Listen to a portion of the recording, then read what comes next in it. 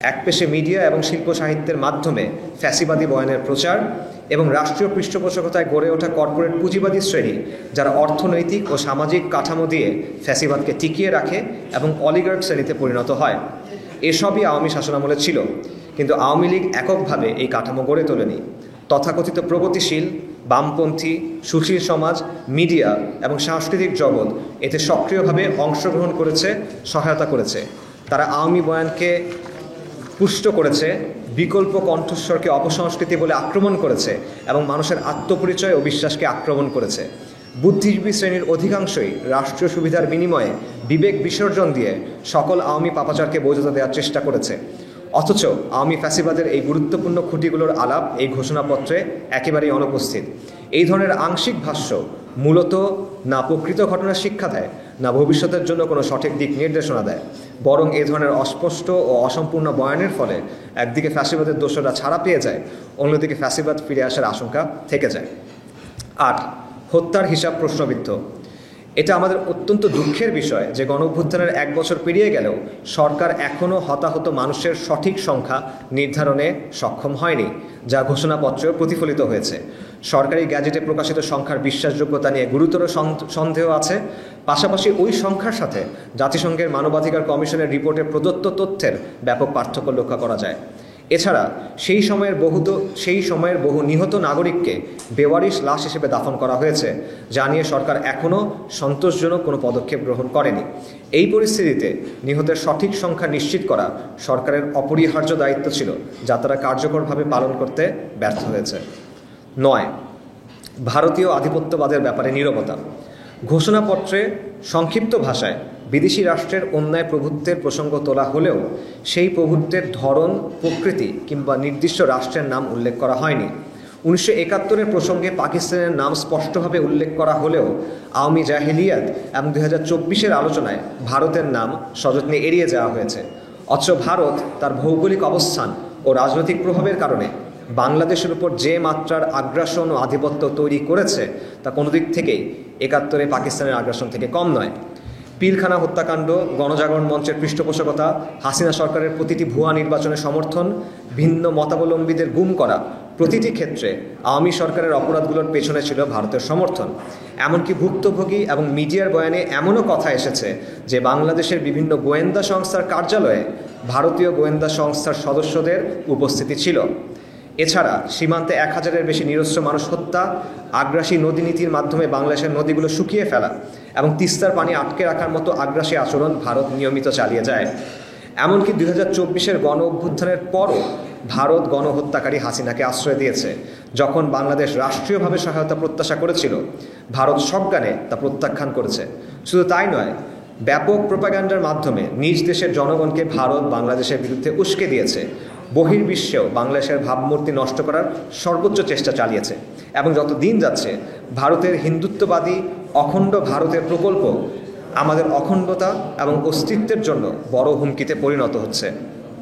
বস্তুত 24-এর গণ অভ্যুত্থান কেবল দল হিসেবে আওয়ামী লীগের বিরুদ্ধে আন্দোলন ছিল না, বরং 24-এর গণ অভ্যুত্থান ছিল ভারতীয় আধিপত্যবাদ থেকে বাংলাদেশের মুক্তির সংগ্রাম। তাই ভারতের নামকে ঘোষণাপত্রে ইচ্ছাকৃতভাবে বাদ দেওয়া কোনোভাবেই গ্রহণযোগ্য না। আমাদের বক্তব্য স্পষ্ট, যে ঘোষণাপত্র আক্রমণকারী রাষ্ট্রের নাম উচ্চারণে সাহস পায় না, সেই ঘোষণাপত্রের পক্ষে জনগণের সংগ্রামের দলিল হওয়ার ন্যূনতম নৈতিক ভিত্তি নেই। 10. ঐক্যের ভ্রান্ত বয়ান। ঘোষণাপত্রের 17 নম্বর ধারায় এমনভাবে লেখা হয়েছে যেন দেশের সব শ্রেণী, পেশা, ধর্মীয় ও সাংস্কৃতিক শক্তি আওয়ামী ফ্যাসিবাদের বিরুদ্ধে ঐক্যবদ্ধ হয়েছিল। বাস্তবে চিত্র ছিল ভিন্ন এবং বিভক্ত। প্রথমত, অধিকাংশ সাংস্কৃতিক সংগঠন ছিল আওয়ামী সরকার ঘেঁষা। তারা হাসিনা স্তুতি গেয়েছে ও দমনপীড়নকে উন্নয়নের মোড়কে আড়াল করেছে।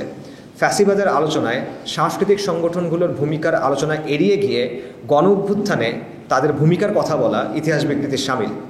দ্বিতীয়ত, ধর্মীয় সংগঠন বললে মনে হতে পারে দেশের সকল ধর্মীয় শ্রেণী ও সম্প্রদায় এই আন্দোলনে একই মাত্রায় একাত্ম ছিল, কিন্তু বাস্তবে মাদ্রাসা ও মসজিদ কেন্দ্রিক যে জনগোষ্ঠীটি ইসলামী অনুপ্রেরণায় জনতার পক্ষে মাঠে নেমেছিল, তাদের বাইরে অন্যান্য ধর্মীয় সংগঠন, বিশেষ করে অমুসলিম সম্প্রদায়ের সংগঠনগুলোর রাজনৈতিক অংশগ্রহণ বা প্রতিবাদ সেভাবে দেখা যায়নি।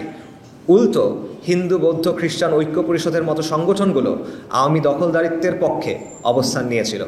সুতরাং 17 নম্বর ধারার সার্বজনীন ঐক্যর ভাষা এক ধরনের রাজনৈতিক খোলস মাত্র, যা বাস্তব সংগ্রামের ধারাকে আড়াল করে। 11 দমন যন্ত্রের বাস্তবতা আড়াল করা।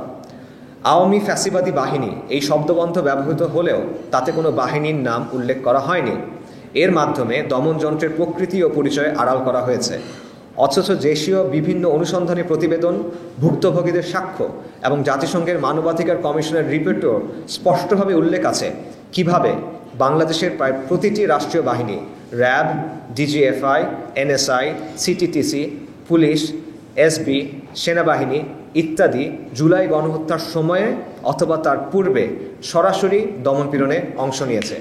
এই বাহিনীগুলোর কেউ কেউ আন্দোলন দমনে নির্বিচারে গুলি চালিয়েছে, কেউ গুম খুনে সক্রিয় থেকেছে, কেউ আবার নজরদারির মাধ্যমে আন্দোলন থামানোর চেষ্টা করেছে। অথচ এই বাহিনীগুলোর নাম ঘোষণাপত্রে অনুল্লেখিত থেকে যাওয়ায় পুরো বিষয়টি ঝাপসা হয়ে গেছে। আমরা মনে করিয়ে দিতে চাই, এখনও পর্যন্ত আওয়ামী আমলে গুম খুন নির্যাতন এবং গণহত্যায় যুক্ত থাকা বাহিনীগুলোর উল্লেখযোগ্য কোনো সংস্কার হয়নি। তাদের পক্ষ থেকে আনুষ্ঠানিকভাবে অপরাধের দায় স্বীকার করা হয়নি, কোনো শ্বেতপত্র প্রকাশ করা হয়নি, ভুক্তভোগীদের ক্ষতিপূরণ দেওয়া হয়নি এবং এই বাহিনীগুলোর পক্ষ থেকে জাতির কাছেও ক্ষমা চাওয়া হয়নি। তার সাথে যখন ঘোষণাপত্রের এই নীরবতার বিষয়টি যুক্ত হয়, তখন তা ভবিষ্যতে একই অপরাধের পুনরাবৃত্তির আশঙ্কা বাড়িয়ে দেয়। তাই ফ্যাসিবাদী বাহিনী শব্দবন্ধ দিয়ে অপরাধী রাষ্ট্রযন্ত্রকে আড়াল করা গ্রহণযোগ্য না। ঘোষণাপত্রে তাদের নাম ও ভূমিকা স্পষ্টভাবে উল্লেখ থাকা উচিত ছিল, যাতে তা ইতিহাসে লিপিবদ্ধ হয় এবং ভবিষ্যতের জন্য সতর্কবার্তা হয়। 12 গুরুত্বপূর্ণ ঘটনা প্রবাহের অনুপস্থিতি। ঘোষণাপত্রে আওয়ামী ফ্যাসিবাদের কথা বলা হয়েছে, কিন্তু পিলখানা হত্যাকাণ্ড, শাহবাগের গণজাগরণ মঞ্চ এবং শাপলা চত্বরের ম্যাসাকারের কথা বলা হয়নি। অথচ এই তিনটি ঘটনা আওয়ামী শাসনকে আওয়ামী ফ্যাসিবাদে পরিণত হবার পথে গুরুত্বপূর্ণ ধাপ ছিল। পাশাপাশি 2018 সালের কোটা সংস্কার আন্দোলন, নিরাপদ সড়ক আন্দোলন, প্রাইভেট বিশ্ববিদ্যালয়গুলোর ভ্যাট বিরোধী আন্দোলন, 2021 সালের মোদি বিরোধী আন্দোলনের কথা সুনির্দিষ্টভাবে উল্লেখ করা উচিত ছিল, কিন্তু উল্লেখ করা হয়নি। বিশেষ করে আওয়ামী জাহেলিয়াতের বিরুদ্ধে ইসলামপন্থীদের আন্দোলন, কুরবানি এবং তাদের উপর চালানো জুলুম ও অত্যাচারের উল্লেখ এ ঘোষণাপত্রে এড়িয়ে যাওয়া হয়েছে। 13 এনজিও পরিভাষার উদ্বেগজনক ব্যবহার। ঘোষণাপত্রে অন্তর্ভুক্তিমূলক বা ইনক্লুসিভ শব্দটির সংযোজন উদ্বেগজনক। আপাতভাবে নিরীহ মনে হলেও বাস্তবে বহু রাষ্ট্রে এ শব্দের আড়ালে ধর্ম ও সাংস্কৃতিক মূল্যবোধের বিরোধী জাহেলি এলজিবিটি এজেন্ডা চাপিয়ে দেওয়া হয়েছে। জাতিসংঘ, পশ্চিমা দাতা সংস্থা ও বহুজাতিক এনজিওগুলো ইনক্লুসিভ বা অন্তর্ভুক্তির ধারণাকে এমনভাবে সংজ্ঞায়িত করে যা আমাদের ধর্মীয় বিশ্বাস বিরোধী এবং সমাজ ও সংস্কৃতি বিধ্বংসী।